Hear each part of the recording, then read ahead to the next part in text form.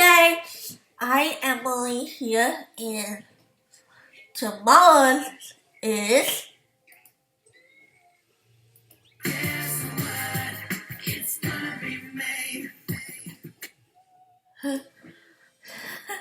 just a little intro. I thought that was funny. So this beautiful background is Vincent Van Gogh's Starry night picture. It's beautiful. And today we're going to talk about some dark and disturbing origins of popular nursery rhymes. So if you have kids, make sure to cover their ears. So get a little nasty, get a little childhood ruin.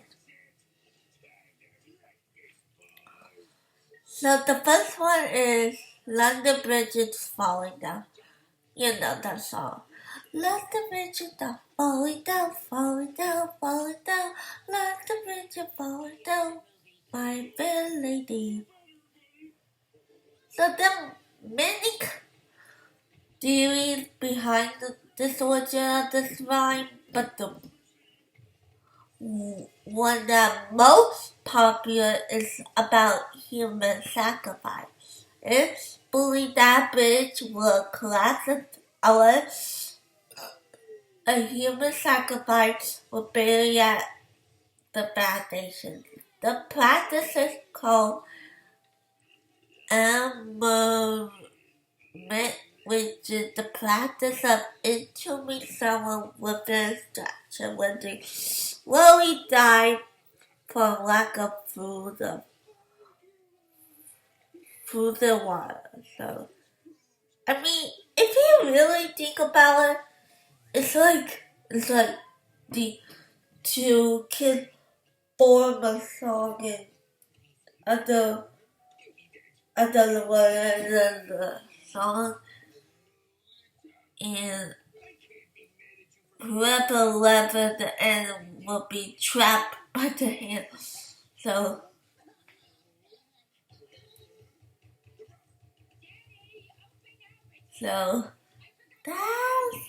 that's not the bridge.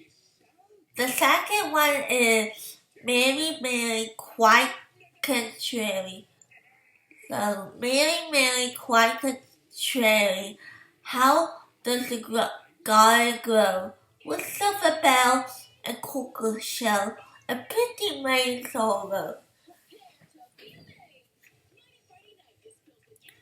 So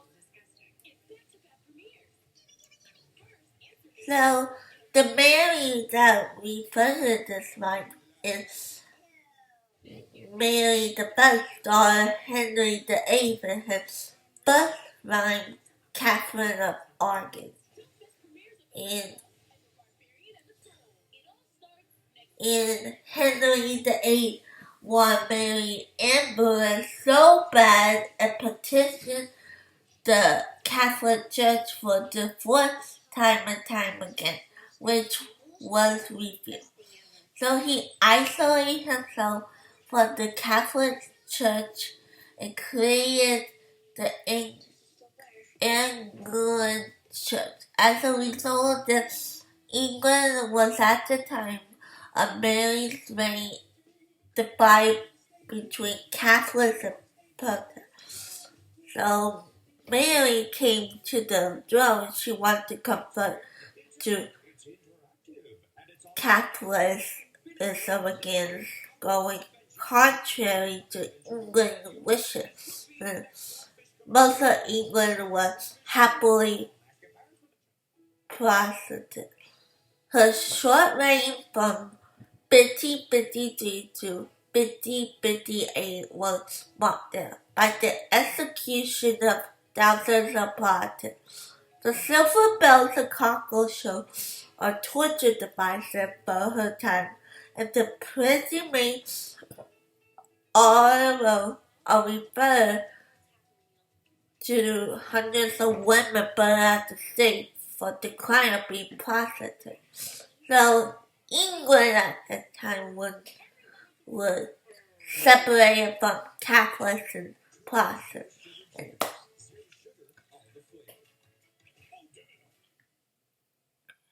And they were not happy. She was not happy. Okay, the third one is Three Blind Mice. Three blind mice, three blind mice. See how they run, see how they run. They all went up for the farmer's wife who cut it down with a common knife. Did you ever such a thing in your life? Three blind mice. Sorry, I had to outwit the count. So stupid. And once again, it's about Mary.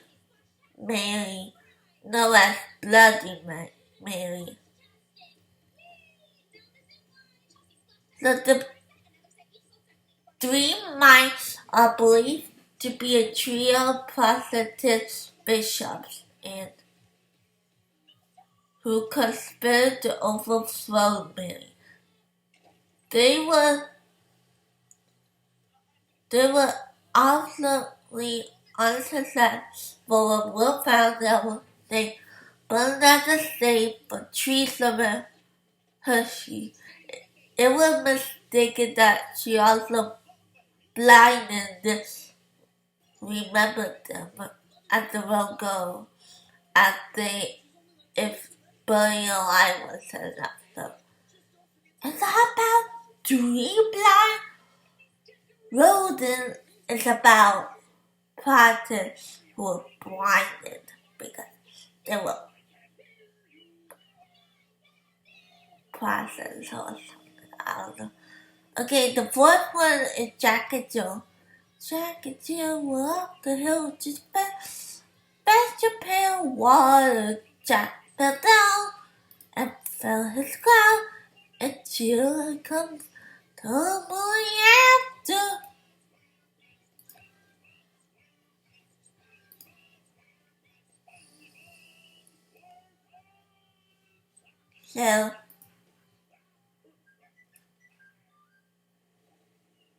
So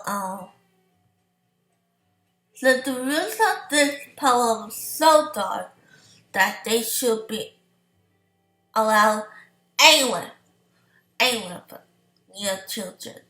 The Jack and Jill are actually Francis Louis the 16th and his wife Mary Antoinette, who were convicted of treason during the French Revolution. Otherwise known as the Reign of Terror, and beheaded. Jack or Louis the 16th lost his crown, his throne and his head, and Jill or Mary Antoinette had soon tumbled after. So it's not about Jack and Jill.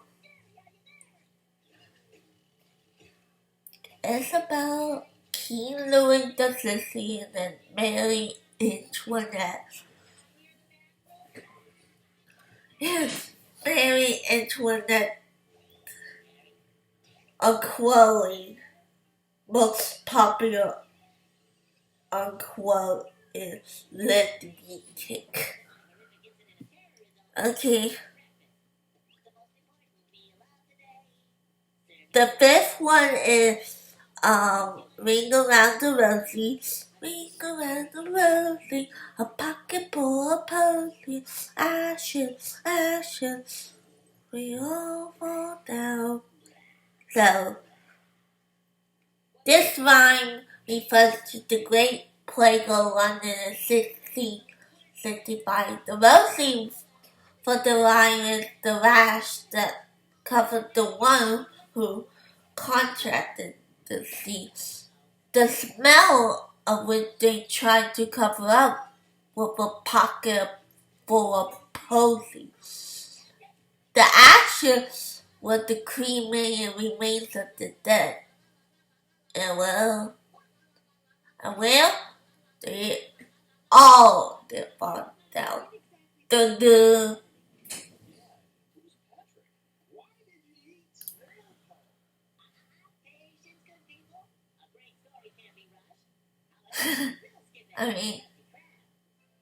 I mean, 1665 was not a good year. I mean, I wasn't born at that time, but people back in the day,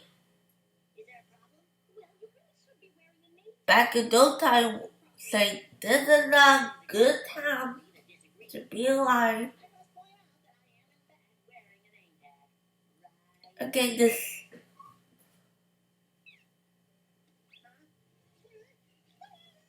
the sixth one is Baba Black Sheep. Baba Black Sheep, happy animal. Yes sir, to your Bible. One for the master, one for the dame, and one for the little boy who lives down the lane.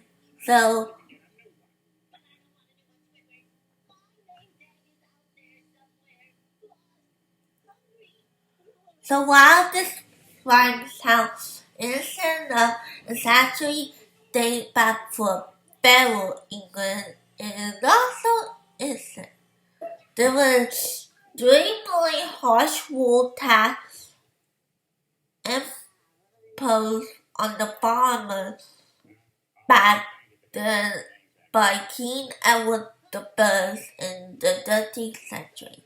1/3 of the wool was taken to the king or master, one for the church or the dame, and one for the farmer. Some older versions of this rhyme with but not for the little boy who climbed down the lake, showing us how little was left for the people who cultivate the wall. It wasn't not a good time in the 13th century either.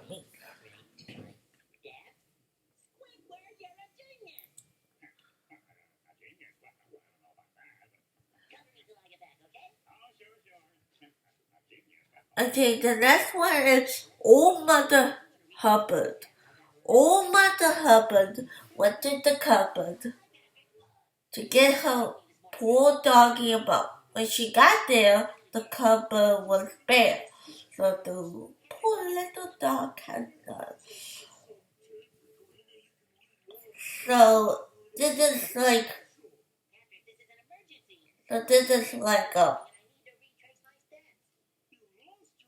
so Old Mother Hubbard isn't even woman in the theory, I believe. Old Mother Hubbard is actually Colonel Wolseley from 16th century England, once a very powerful member of the Gogh, which he found in Henry VIII's bad birth because he was unable to get him the divorce for Catherine that he so badly wanted. So King Henry was the doggy, the divorce of the bone. And the cover was the Catholic Church, which straight up refused Henry to divorce while in England's separation from the church.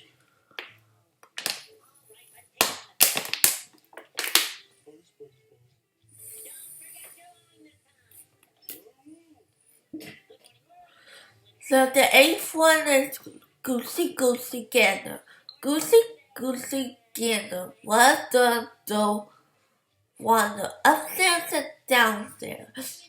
And in my lady chamber, there I met an old man who went say his prayer. I took him by the left leg and threw him down the stairs. So it's about Gogh who didn't like the old man, and he just bow through the stands.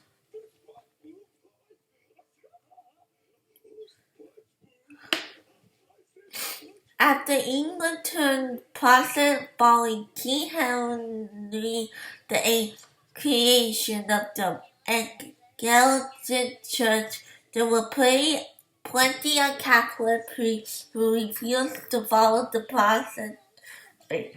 So to avoid punishment, they set up in the small rooms in their home called priesthood to pray. If they were found praying Latin as the Catholics do, they will throw down the stairs or go or put to death.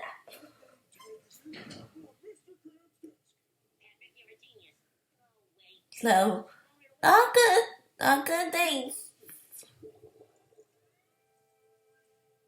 Okay, the next one is here we go around the mulberry bush. Here we go around the mulberry bush, the mulberry bush, the mulberry bush. Here we go around the mulberry bush, so early in the morning. We all sung as kids at school, not knowing who was going around the mulberry bush. Historian R.S. Gogh, who also the warden of England's Wakefield prison, wrote the song organizing the practice of female inmates who were exercising around the mulberry tree. So if you ever seen the mulberry bush, think about female inmates in the Wakefield prison. And the last one is Georgie Porgy. Georgie Porgy put in a pie, kissed the girls, and made them cry. When the boy came out to play, Georgie Porgy ran away. So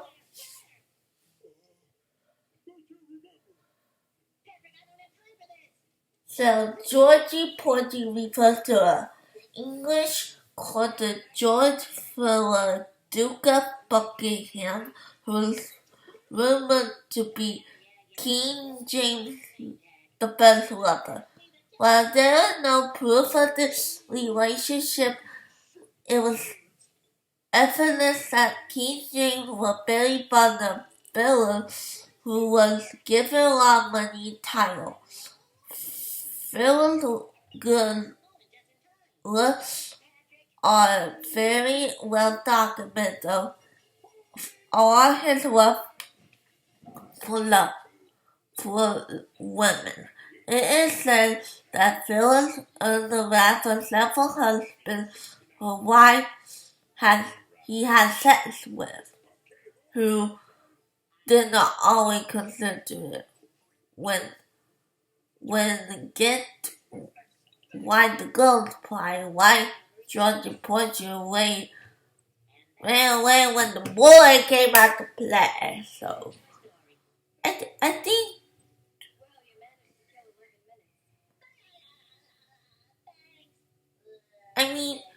if you want to look, I guess Georgie Porgy was kind of like a gay. There is no proof, but it could be a theory. I don't know. And that's it for today.